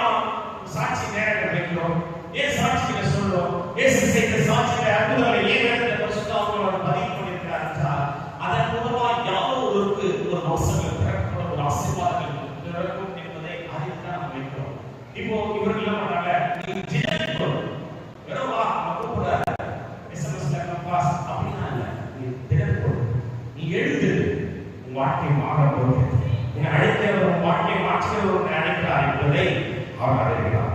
ஆனால் அந்த 5ஆம் வசனம், உடனே அவர் தன் மேல் வஸ்திரத்தை எரிந்துவிட்டு எழுந்து இயேசுவிடத்தில் வந்தார். இதுதான் அவர் செய்த மிகப்பெரிய ஞானமான காரியம், நாம் கற்றுக்கொள்ள வேண்டிய ஒரு காரியம். ஏனென்றால் அந்த நாட்களிலே அந்த இஸ்ரேல் தேசத்திலே ஒரு பிச்சை எடுத்துக் கொண்டிருக்கிறார், சாலையில பிச்சை எடுத்துக் கொண்டிருக்கிறார். அவங்களுக்கு யூனிஃபார்ம் என்னன்னா அந்த கவர்மெண்டே ஒரு மேல் வஸ்திரத்தை கொடுக்கும். அப்படின்னா அந்த மேல் வஸ்திரத்தை போட்டுக் கொண்டிருக்கிறவரை பார்த்த உடனே நாம் தெரிந்து கொள்ள வேண்டும், இவர் எல்லாரும் ஒதுக்கப்பட்டவர், இவருக்கு உதவி தேவையுள்ள ஒரு நபர், அதனால் நம்மளால முடிஞ்ச உதவிகளை இவருக்கு செய்ய வேண்டும். அப்படின்னா பிச்சை அவருக்கு கொடுக்கணும். அப்படின்னா பிச்சைக்காரர்களுக்கெல்லாம் யூனிஃபார்ம் கொடுத்துருக்காங்க. அதை பார்க்கும் பொழுது இதுதான் அவங்களுக்கு உடை, இந்த உடையில இருக்கிறவங்க இவங்க பிச்சைக்காரர்கள், இவங்களுக்கு உதவி செய்யணும், இவங்க யாருக்கு கையெழுதி கொடுக்கிறவங்க, இவங்க உதவிக்காக எப்போதும் ஒத்தாசைக்காக யாருக்கு உதவிக்காக கையெழுதி கொடுக்கிற ஒரு நபர் என்பதை அறிந்து கொள்கிற ஒரு அடையாளம் தான் அந்த மேல் வஸ்திரத்தை அணிந்து கொண்டிருக்கிறவர்கள். ஆனால் இயேசு வந்துட்டாரு, திறந்து கேட்டு தன்னை அழைச்சிட்டாரு. இன்னும் அற்புதம் நடக்கவில்லை, கண்கள் திறக்கப்படவில்லை, அவன் வாழ்க்கை மாறவில்லை, அவன் சூழ்நிலை மாறவில்லை. அதே எரிகோ வீதியில தான் அதே பிச்சைக்காரன் பார்க்கிற அவன் பக்கத்தில் இருந்தது. அவன் பிச்சைக்காரன் அடையாளத்தோடு கூட இருக்கும் பொழுதும் அவன் செய்த ஒரு விசேஷமான ஒரு விசுவாசத்தின் காரியம் என்னவென்றால், இனி இந்த மேல் வஸ்திரம் எனக்கு தேவையில்லை என்று அவன் தூக்கி எறிந்தான். அல்லேலூயா, அல்லேலூயா. இனி இந்த வஸ்திரம் எனக்கு தேவையில்லை என்றால் அழைத்தவரை வாழ்க்கையை மாற்றுவான். இனி பிச்சைக்காரன் அடையாளம் அல்ல, இனி உதவிக்காக கையெழுத்துகிற சூழ்நிலை அல்ல, பார்வை அடைந்த குருடன் என்று அழைக்கப்படுகிற ஒரு நாமம் அல்ல, என் வாழ்க்கை மாற்றுகிறவர் என்று அழைக்கிறார் என்று அவன் இதுவரை எந்த அடையாளத்தோடு கூட இருந்தானோ அந்த அடையாளத்தை அவன் தூக்கி எறிந்து இயேசுவிடத்தில். இன்னைக்கு ஆண்டவர் அந்த அற்புதம் செய்ய மாற்றவர்களாக இருக்கிறார். ஆனால் இன்னும் பழைய தோல்வி, இன்னும் பழைய வேதனை, இன்னும் பழைய கசப்புகள், இன்னும் பழைய காரியங்களை, இன்னும் நெகட்டிவ் கோவத்தை காரியங்களை சுமந்து கொண்டிருக்கிறவர்களாக நாம் இருந்து கொண்டிருக்கிறோம். ஆண்டவருக்கு நாம் அற்புதம் பெற்றுக் கொள்ள வேண்டும் என்றால் அற்புதத்தை நம்முடைய கரத்தில் வாங்கிக் கொள்வதற்கு முன்பாய் அற்புதத்திற்கு எதிராக இருக்கிற பழையவைகளை நாம் தூக்கி எறிய வேண்டும். அல்லேலூயா, அல்லேலூயா. ஆண்டவர் நமக்கு சுகத்தை கொடுப்பதற்கு முன்பாகவே நாம் செய்ய வேண்டிய ஒரு காரியம் என்னவென்றால், கர்த்தர் எனக்கு சுகத்தை கொடுத்தார், இனி நான் வியாதிசன் அல்ல என்ற அடையாளத்தை நாம் தூக்கி எறிய வேண்டும். கர்த்தருடைய பொருளாதாரத்தின் நிலைமைகளை மாற்றணும், கடனை மாற்றணும், தரித்திரத்தை மாற்றணும், பற்றாக்குறத்தை நீக்கணும் என்றால் நாம் செய்ய வேண்டிய முதல் காரியம் என்னவென்றால், அந்த அற்புதம் நம்முடைய வாழ்க்கையை செழிப்பு நம்முடைய வாழ்க்கையை கடந்து வருவதற்கு முன்பாக இனி நான் கடனாளி அல்ல, இனி நான் வீழ்ந்து போனவன் அல்ல என்று நம்முடைய அடையாளத்தை நாம் தூக்கி எறிவதாய் நாம் ஆக வேண்டும். ஒரு கல்லு ஒரு காலில், ஒரு ஆத்துல ஒரு கால் சேர்த்து ஒரு கால் இன்னும் மாற்றிக்கொண்டு இருக்கக்கூடாது. நாம் வரணும்னா புதிய அடையாளத்தோடு கூட நம்ம வர வேண்டும். நம்ம என்ன பண்றோம்னா ஞாயிற்றுக்கிழமைனா ஒரு அடையாளம் கொடுத்துருக்கோம், ஆலயத்துக்கு வரும்பொழுது ஒரு அடையாளம், சமாதானம் முடிஞ்சு உலகத்துக்குள்ள போகும்போது இன்னொரு அடையாளம். இது ஒரு கதை இருக்கு, நீங்க கேட்டுருப்பீங்க நினைக்கிறேன். ஒரு பையன் அவன் பார்த்த ஒரு கம்பெனி அவன் வாங்கி கொடுங்க, நாய்க்குட்டி வாங்கி கொடுங்க கேட்டான். அப்பா சொல்லி என்ன பண்ணாரு, அவனுக்கு பணத்தை கொடுத்துட்டு நீ போயிட்டு கணக்கில் போயிட்டு கடையில் வாங்கிப்போ, நாய்க்குட்டி ஒன்று பிடிச்ச நாய்க்குட்டி சொல்றாரு. அப்போ இந்த பையன் போயிட்டு ஒரு அழகான நாய்க்குட்டி வாங்கி ஒரு பேஸ்கெட்ல ஒரு கூடையில போயிட்டு அவன் வீட்டுக்கு வரணும். அந்த வீட்டுக்கு வர வழியில இந்த விளையாட்டு மைதானம் பிளே கிரவுண்டு. அப்போ இவனோட ஸ்கூல் ஃப்ரெண்ட்ஸ் எல்லாம் அந்த கிரவுண்ட்ல விளையாடிட்டு இருக்கும்போது இவனோட விளையாடலாம் அப்படின்னு கூப்பிட்டான். அப்போ இவன் கொஞ்ச நேரம் விளையாட்டு நம்ம வீட்டுக்கு போகலான்ட்டு அங்கே போயிட்டு ஒரு ஓரமா மரத்தடியா அந்த கூடையை வச்சுட்டு அவன் போய் பிள்ளைங்களோட விளையாடிட்டு விளையாட்டு இருக்கிற நேரத்துல கொஞ்சம் இந்த நாட்டு குறும்பு பிடிச்ச பசங்க வராங்க. அந்த கூடையை திறந்து நாய்க்குட்டியை எடுத்துட்டு அங்க இருந்த ஒரு பட்டிக்குட்டி எடுத்து உள்ள வச்சுருந்தாங்க. இந்த பையன் கூடையை எடுத்துட்டு வீட்டுக்கு போயிருந்தான். அப்பா கேட்கிறாரு, நாய் வாங்கிட்டியா? வாங்கிட்டப்பா. அப்படியா? இவ்வளோ எல்லாம் சொல்லிச்சு, கொஞ்சம் காமி நாயே அப்படி கொஞ்சம் காமியா. கூடையை திறந்தா பட்டிக்குட்டி. அப்பா வந்து போவோம், எப்போ நீ இப்படிதான் இல்லாம பண்ணல, ஒரு அடிச்சா பாரு, காசு கொடுத்தா பட்டிக்குட்டியை போய் வாங்கிட்டு வந்துருக்கிய, கொஞ்சம் அறிவுரையே அமைச்சுட்டு அந்த பையனுக்கு ஒரே கடமாச்சு, நம்ம நாய்க்குட்டி தானே வாங்கணும். திரும்ப பையன் கடைக்கு போயிட்டான். கடைக்காரங்க சண்டை போட்டு வாங்கிட்டு வர நேரம் போன போற வழியில கிரவுண்டு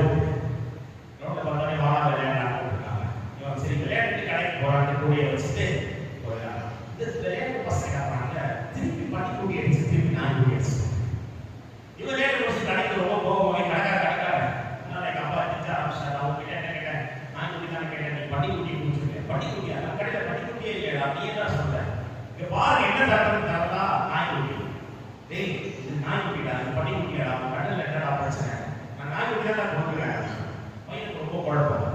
இதுக்கு கதை முடிச்சு இது கோயில் முடிச்சு வர திருப்பி விளையாடலாம் கிரவுண்ட கூப்பிடுறாங்க. இவன் வைக்கிறான். திரும்ப அந்த பசங்க வந்து நாய்க்குடியை பின் பண்ணி வச்சுருக்கான். திரும்ப பீச்சுக்கு வரான். அப்பா எப்பா சொல்றீங்க, உங்களுக்கு கண்ணு மாத்திரம் பாருங்க, ஐ செக் பண்ணோம் ஏதோ சொல்லிச்சு.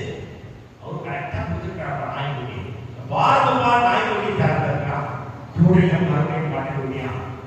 அப்பாவுக்கு இப்போ அடிக்கணும் ஒரு ஸ்கேல் எடுத்து என்ன பண்ற அப்பா கொஞ்சம் அடிக்காதீங்க.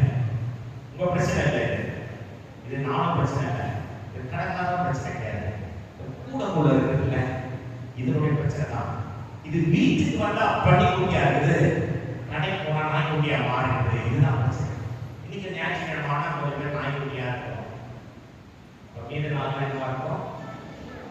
நான் சொல்றதை நீங்களே தான் சொல்லிக்கிறீங்க. ஆண்டவர் சமூகத்துக்கு வரும்போது, சபைக்கு வரும்போது, ஆனால் ஆண்டவர் நம்மை அவருக்கு ஆசீர்வாதமாய் இந்த பட்டணத்திலே அவருக்கு சாட்சியாய் அவர் விரும்புகிற பரிசுத்த ஜாதியாய் நாம் வாழும்படியாய் கர்த்தர் அழைத்திருக்கிறார். ஆகவே இன்னைக்கு நம்முடைய பழைய தோல்விகள் நமக்கு இருக்கலாம், பழைய வேதனைகள் இருக்கலாம், பழைய சுபாவங்கள் இருக்கலாம். ஆனால் கர்த்தர் நம்முடைய வாழ்க்கையை மாற்ற வேண்டும் என்றால் அந்த பழையதை ஏற்றி வச்சு, அந்த பழைய அடையாளத்தை தூக்கி ஏற்றி வச்சு புதிய அடையாளத்தோடு கூட இயேசுவின் அண்டையில் நாம் வருவார்கள். அவர் வருகிறார். நடந்த காரியம் பாருங்க. பேசி முடித்து போயிடும். அந்த அவசரம் சொல்கிறது. இயேசு அவனை நோக்கி, நான் உனக்கு என்ன செய்ய வேண்டும் என்றிருக்கிறாய் என்று கேட்டார். இயேசு ரொம்ப புசுக்கு நான் சொல்றேன். வரவன் கண்ணு தெரியாதவரா? அவனுக்கு என்ன உதவி தேவை உங்களுக்கு தெரியாதா? ஆண்டவருக்கு அது தெரியாது. அவனுக்கு என்ன தேவை அவர் சொல்லிதான் உங்களுக்கு தெரிஞ்சுக்கிற மாதிரி நல்லா இருக்கீங்களா? கல்யாண வீட்டில் ராட்சசம் போனீங்கன்னா என்னன்னு தெரியாது. அவனுக்கு ஒரு குணமானவனை நீங்க இதுல திருவாதிரக்காரன் அவனுக்கு என்ன தேவைன்னு தெரியாதா? அப்போ இந்த பார்வையை பிச்சை எடுத்துக் கொண்டிருக்கிற இந்த பக்திகளுக்கு என்ன தேவை என்பது ஆண்டவர் அறியாமல் இல்லை. ஆண்டவர் கேட்க காரியத்துல நம்முடைய ஆண்டவர் எப்போதும் உண்டாதமான காரியங்களை அவர் செய்வதும் இல்லை, அவர் பேசுவதும் இல்லை. ஆண்டவருக்கு ஒரு உன்னதமான நாமம் உண்டு, அவர் சர்வ ஞானம் உள்ள தேவன். நம்முடைய வாழ்க்கையில் ஆண்டவர் பேசுகிற காரியங்கள், செய்கிற திட்டங்கள் எல்லாமே அது சர்வ ஞானம் உள்ள திட்டங்களா இருக்கு. அதை முதல்ல எத்தனை நம்புறீங்க? அல்லேலூயா. உங்களை ஆபீஸ்ல வச்சிருக்காங்க அப்படின்னா ஆண்டவருக்கு ஒரு உன்னதமான திட்டம் உண்டு. இந்த குடும்பத்தில் உங்களை இணைத்திருக்கிறாங்க என்றால் ஆண்டவருக்கு அதில் குறித்து உன்னதமான திட்டங்கள் உண்டு. இந்த அட்வென்ட் சபையோடு கூட கர்த்தர் உங்களை இணைத்ததற்கு கர்த்தருக்கு ஒரு உன்னதமான திட்டம் உண்டு. அப்போ ஆண்டவர் எல்லாவற்றையும் திட்டத்தோடு கூட ஞானமான திட்டத்தோடு கூட தான் செய்கிறார். அப்போ இவரிடத்துல கேட்கிற கேள்வி நமக்கு ஒருவேளை நமக்கு மனுஷன் ஆசிரியத்துல பார்வையில ஆண்டவர் ஏன் மாதிரி ரொம்ப கேட்கிறாரு, இப்ப சாதாரணமா கேட்கிறாரு, அவனுக்கு பார்வையிடணும் தெரியாதா? விவசாயிகள் எதுக்கு போராடுறாங்க? அவன் தண்ணி வரணும் தெரியாதா? இவங்க மாணவர்கள் எதுக்கு போறாங்க? இவங்க எதுக்கு போறாங்க? அரசாங்கத்துக்கு தெரியாதா? எதுக்கு போராடுறீங்க வந்து திருப்பி கேட்கிறான். அப்ப இவன் எதுக்கு வந்திருக்கிறான்? உனக்கு என்ன வேணும்னு அவனுக்கு தெரியாதா? ஆனால் ஆண்டவர் கேட்ட ஞானமான அந்த கேள்வி மூலமாய் நாமும் அறிந்து கொள்ள வேண்டிய ஒரு காரியம் என்றால், அந்த பார்வையற்ற பிச்சை எடுத்துக் கொண்டிருக்கிற பக்திமேலுக்கு இயேசுவிடத்திலிருந்து என்ன வேண்டும், அவரால் என்ன கொடுக்க முடியும் என்பதை அவன் என்னவாய் அறிந்திருக்கிறான் என்பதை தெரிந்து கொள்ள கர்த்தர் வருகிறார். அல்லேலூயா. இதுவரை எல்லாரும் 10 ரூபாய் கொடுத்தாங்க, இல்ல பழைய சாப்பாடு கொடுத்தாங்க, இல்ல வீட்டுல இருந்த பழைய துணி எடுத்து பத்திரிகை கொடுத்தாங்க. இப்ப இயேசுவிடத்துல அவன் கேட்கிறான். இயேசு கேட்கிறான், உனக்கு என்ன கொடுக்கணும்? ஒருவேளை பத்திரிகை எல்லாரும் 10 ரூபாய் கொடுப்பாங்க. நீங்க பெரிய ஆண்டவராச்ச, பெரிய ஊழியக்காரராச்ச, பெரிய இயேசுவாச்ச, எனக்கு ஒரு 100 ரூபாய் கொடுக்க முடியுங்களா? எல்லாரும் பழைய சாப்பாடு கொடுப்பாங்க, ஒரு புதிய பிரியாணி கொடுப்பீங்களா? எல்லாரும் பழைய துணி கொடுப்பாங்க, நீங்க போய் துணிக்கடையில ஒரு புது துணி வாங்கி கொடுப்பீங்களா? என்று அவரை அந்த அளவுக்கு தான் அறிந்திருக்கிறானா என்பதை அறிந்து கொள்ள கர்த்தர் அவரிடத்துல கேட்கிறார். நான் உனக்கு என்ன செய்ய வேண்டும்? 8ஆம் மாதத்தின் 2வது ஒரு நாள் நீங்க அநேக தேவைகளோடு கூட இருக்கலாம், அநேக பிரச்சனைகளோடு கூட இருக்கலாம், அநேக காரியங்களை நீங்கள் எதிர்பார்த்து கொண்டிருக்கலாம். இயேசு உங்களிடத்தில் வந்து, நான் என்ன உங்களுக்கு தர வேண்டும், நீங்க என்னிடத்திலிருந்து என்ன எதிர்பார்க்கிறீங்க? ஆண்டவரே, எனக்கு இப்போ நான் ஒரு சின்ன போஸ்டிங்ல இருக்கிறேன், கொஞ்சம் பெரிய போஸ்டிங், எனக்கு ஒரு 1000 ரூபாய் இன்கம் இருந்துச்சு, எனக்கு ஒரு சின்ன ஒரு சிங்கிள் பெட்ரூம் வீடு, எனக்கு ஒரு சின்ன வாடகை கொடுக்க காசு, என் பிள்ளைக்கு திருமணம் செய்து கொடுக்க, என் பிள்ளைக்கு இந்த ஸ்கூல்ல படிக்க வைக்க,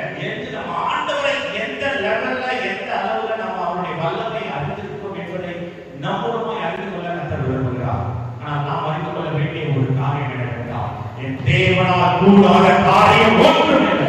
அவரால் இந்த உலகத்துல எல்லாம் செய்து அல்லேலூயா. அவருடைய தலைவலியை மாற்றுகிற ஒரு மாற்றம் அல்ல. என்னுடைய கேன்சர் வந்தாலும் என் கேன்சரை சொந்தமாக தேவனாக அவன் சொல்லிடு.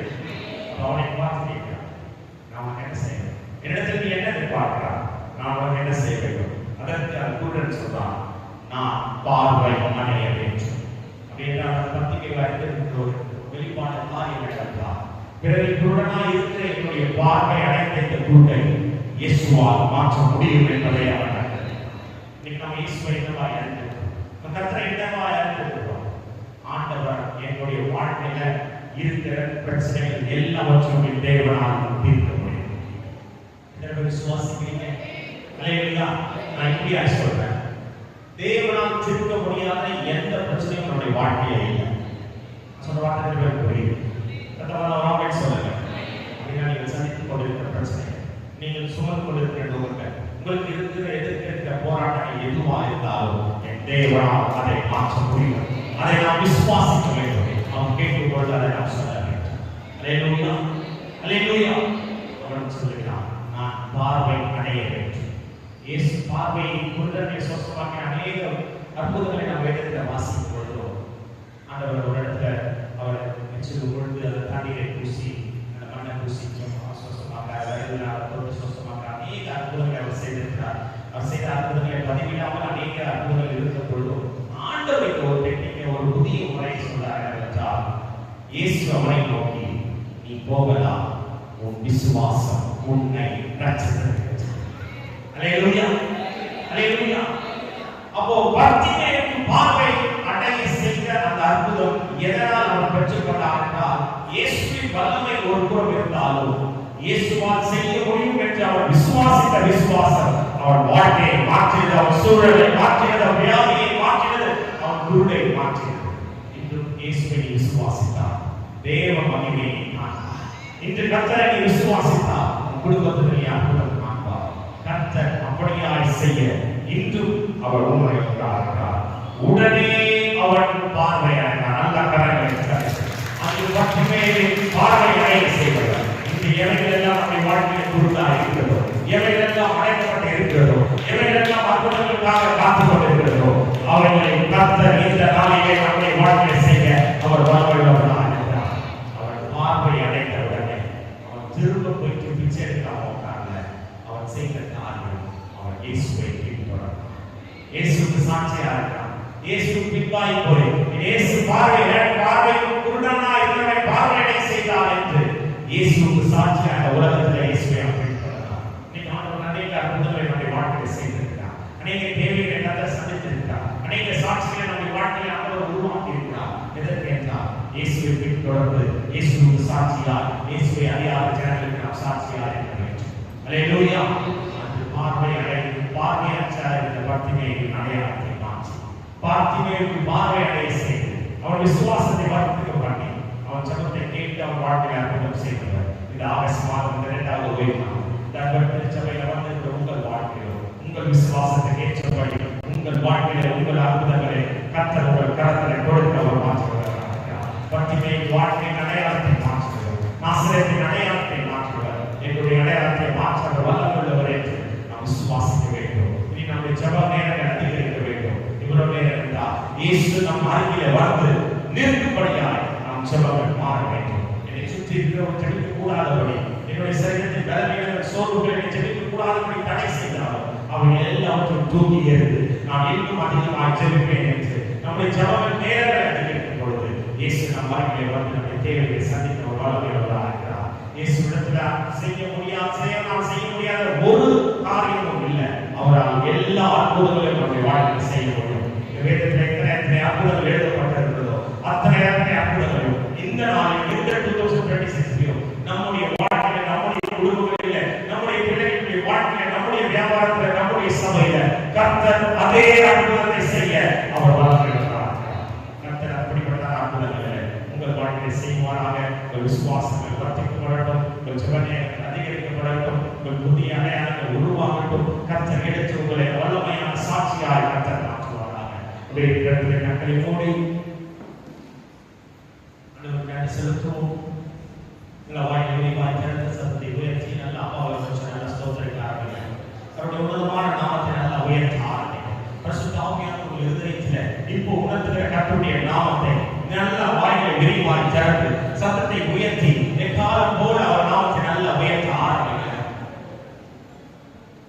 சத்தத்தை உயர்த்தி வெட்கப்படுற நேரம் அல்ல, இது வேடிக்கை பார்த்த நேரம் அல்ல. அவர் உனக்காக இந்த காரியத்திற்கும் அவர் வெட்கப்படவில்லை. எல்லா வேதனைகளையும் உனக்காக ஏற்றுக்கொண்டார். சத்தத்தை உயர்த்தி இந்த பட்டணத்தின் காதலுக்கு கேட்கட்டும், உன் பகைவரின் காதலுக்கு கேட்கட்டும், இந்த பட்டணத்தின் காதலுக்கு கேட்கட்டும், அந்த பாதாளத்தின் காதலுக்கு கேட்கட்டும். ஒரு ஜீவனுள்ள தேவனை போட்டு நண்பர் சபையில் ஒரு கூட்டத்தார் உயர்த்தி கொண்டிருக்கிறார்கள். நல்ல அவருடைய வல்லமையுள்ள நாமத்தை, அந்த யெகோவா ரப்பா நாமத்தை, உனக்கு சுகம் வேண்டுமா? கர்த்தர் இந்த நொடி பொழுது உன்னுடைய எல்லா பலவீனங்களையும் மாற்ற வல்லமையுள்ளவராக இருக்கிறார். ஒரு உயிர்ப்பித்த வல்லமை மீது இறங்கப்படுகிறார். அவருடைய உன்னதமான நாமம் யெகோவா ரப்பா நல்லா கூப்பிட ஆரம்பிங்க. உன் குடும்பத்தில் வியாதி படுக்கையில இருக்கிறாங்களா? இந்த நொடி பொழுது நீ ஜெபிக்கும் பொழுது அவர் நாமத்தை உயர்த்தும் பொழுது கர்த்தர் அற்புதம் செய்து அந்த பட்டுமையின் அடையாளத்தை மாற்றி அவருடைய பார்வையை செய்தவர். எல்லா பலவீனங்களையும் நொறுக்கு போட்டு வியாதி வேரோடு பிடிக்க போகிறார். கர்த்தர் ஒரு புதிய சுகத்தை கொடுக்கிறார். ஒரு உச்சநிலையிலிருந்து உள்ளங்கால் வரை அந்த உயிர்ப்பித்த வல்லமை கடந்து செல்கிறது. அந்த யெகோவா ரப்பா நாமம் அந்த ஆணி கடாவற்ற அந்த கடந்தது இருந்து அந்த தன்மையிலிருந்து உனக்கு ஒரு தெய்வீக ஆரோக்கிய சுகம் கடந்து வருகிறது. பார்க்கலாம் கைவிடப்பட்ட வியாதிகள் இப்பொழுது இந்த நேம் ஆஃப் ஜீசஸ் இயேசுவின் நாமத்தினாலே இப்பொழுது சுகம் உண்டாகிறது. எல்லா விளைவினைகள் சரீரத்தை விட்டு விலகி போகிறது. கர்த்தர் ஒரு புதிய சுகத்தை கொடுக்கிறார். ஒரு தெய்வீக ஆரோக்கியத்தை கட்டளை எடுக்கிறார். இதுவரை சுமந்த வியாதிகளை நீ சுமப்பதில்லை, இன்று கண்ட எண்ணிக்கையை நீ காப்பதில்லை என்ற வார்த்தை பொழுது இதுவரை இருந்த எல்லா விளைவினைகளும் வாழ்க்கை விட்டு விலகுகிறது. மகனே, உனக்கு ஒரு புதிய சுகத்தை கொடுக்கிற எந்த குடும்ப நபருக்காக நீ ஜெபித்துக் கொண்டிருக்கிறாயோ, உன் தாய்க்கோ தந்தைக்கோ சுகத்துக்காக ஜெபித்துக் கொண்டிருக்கும் பொழுது அவர் கிட்டத்துக்கு மாற்றமல்ல தூரத்துக்கு தேவனா அழைக்கிறார். இப்போது யெகோவா ரப்பா நாமம் அந்த மகத்துவமான கரத்தில் இருந்து ஒரு தெய்வீக சுகம் எல்லா வியாதி படுக்கைகளையும் மாற்றுகிறது. எல்லா வியாதி சூழலை மாற்றுகிறது.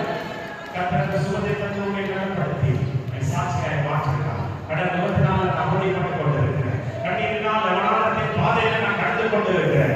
தேவை உள்ளங்கள் அதிகமாக இருக்கிறது, என் வரவு குறைவா இருக்கிறது, ஆனால் என்னுடைய தேவைகள் அதிகமாக இருக்கிறது. தேவனிடத்தில் நீ ஜெபித்துக் கொண்டிருக்கிறாரோ அந்த மோரியா மலையில ஆபிரகாம் வெளிப்பட்ட அந்த வல்லமையுள்ள நாமம் என் நாமம் யெகோவா ஈரே. கர்த்தருடைய பர்வதத்தில் உன்னுடைய தேவைகள் எல்லாம் பார்த்துக் கொள்ளப்படும். அந்த வல்லமையுள்ள நாமத்தை வாழ்க்கையை நான் வெளிப்படுத்துகிறேன். எல்லா தரிசனங்களும் உன்னை விட்டு விலகுகிறது. எல்லா பற்றாக்குறைகளையும் நான் நீக்குகிறேன். 8 திசையில் இருந்து உனக்கு ஒத்தாசை உண்டாகும். உன் ஞானத்தினால் அல்ல, உன் பலத்தினால் அல்ல. நீ எப்படி முடியும் என்று கலக்கிக் கொண்டிருக்கிறாயோ அந்த கடற்குகைகள் இப்போது முடிந்து வருகிறது. கர்த்தர் உனக்கு ஒரு தெய்வீக ஐஸ்வர்யத்தை பரலோகத்தின் பலகணிகளை திறந்து உன் கூடாரம் இடர்படாமல் போக்குவரத்து முறை செழிப்பினால் நிரப்புவேன். ஐஸ்வர்யவானாய் மாற்றுவேன் என்று கர்த்தர் கொடுக்கிறார்.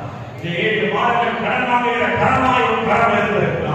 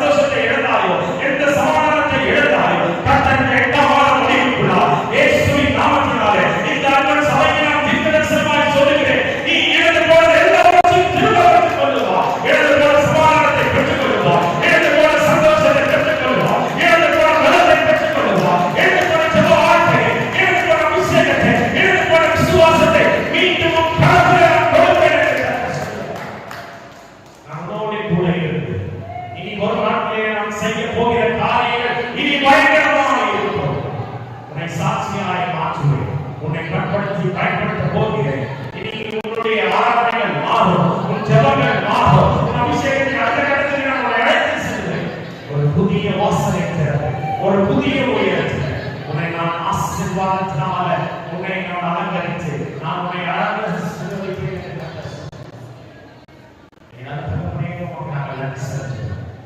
சிலுவையில்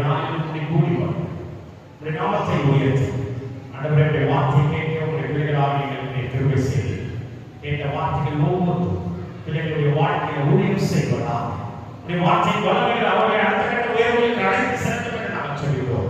பத்திரிகை மூலமாக பரிசுத்தாவியானவர் பேசிய இந்த வார்த்தைகள் எங்களுக்கு நீ சொல்லிக் கொடுத்த பாடங்கள் எங்கள் வாழ்க்கையை அபியாசப்படுத்தி அடுத்த கட்ட ஆசீர்வாதத்தை குறித்து கண்டது எங்கள் வாழ்க்கையை நாங்கள் திறக்கும்படியாக உங்களுடைய சம்பவத்தை எங்கள் வாழ்க்கையை ஒப்புக் கொடுக்கிறோம். வந்திருக்கிற பிள்ளைகள் ஒவ்வொரு மீதும் ஆசீர்வாதித்த வளர்த்து நாம் வரட்டும். பிள்ளைகள் எந்த தேவைகளோடு கூட வந்திருந்தால் இந்த காலை வேளையில் அவருடைய தேவைகள் சந்திக்கப்படுவதாக வெளிப்படாத வளர்ந்து நாமங்களுடைய வாழ்க்கையில் வெளிப்படுவதாக பிள்ளைகளை நல்ல சுகபல ஜீவனோடு கூட சமாதானத்தின் செழிப்போடு கூட இந்த சென்னை பட்டணத்தில் அவர்களுக்கு உமக்கு சாட்சியாக இருக்கலாம். குடும்பங்களில் தரித்திரங்கள் நீங்கட்டும், வியாதிகள் நீங்கட்டும், சமாதான குறைகள் கசப்புகள் நீங்கட்டும், பிரிவுகள் உடைந்து போகட்டும். ஆண்டவரே பிள்ளைகள் ஒவ்வொருவரையும் உம்முடைய நேரில் நாம் பரலோகத்தில் பிரசித்தனாக கொள்ளலாம். நன்மையான சபைக்காக உங்களை ஸ்தோத்திரிக்கிறோம்.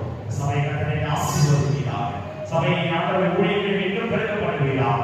ஆண்டவரே இந்த போன்ற பகுதிக்கு ஒரு கலங்கரை விளக்கமாய் வைத்து இருளில் இருக்கிற அநேக ஜனங்கள் இந்த இடத்துல உங்களுடைய பரலோகத்தின் வெளிச்சத்தை விடுதலை சுகத்தை பெற்றுக்கொள்ளும் என்று நாங்கள் சொல்லிக்கிறோம். ஆண்டவரே எங்கள் சபைக்கு பெருமாய் கொடுத்த அன்பு போதகர்களுக்காக உமக்கு நன்றி. அன்னையான தேவதாசனுக்கு நல்ல சுகபலத்தை தந்து இன்னும் ஊழியத்தை வளமையாய் மகிமையாய் உமக்கு சாட்சியாய் இன்னும் ஆயிரங்களுக்கு லட்சங்களுக்கு ஆசீர்வாதமாய் மகனை கட்டளை ஆசீர்வதிப்பீராக. குடும்பத்தை ஆசீர்வதிப்பீராக. உடல் ஊழியர்கள் ஒவ்வொருவரையும் ஆசீர்வதித்துள்ளோம். இந்த சபையை நான் ஊழியக்காரனாய் சகோதரனாய் இந்த ஊழியத்தை ஆசீர்வதிக்கிறேன். மகிமை பெருகட்டும், நன்மை நாம் நிரப்பப்படட்டும். எல்லா துதி கனவாகவே நமக்கு செலுத்துகிறோம். இயேசுவின் மூலம் ஜெபிக்கிறோம் எங்கள் ஜீவனுள்ள நல்ல பிதாவே.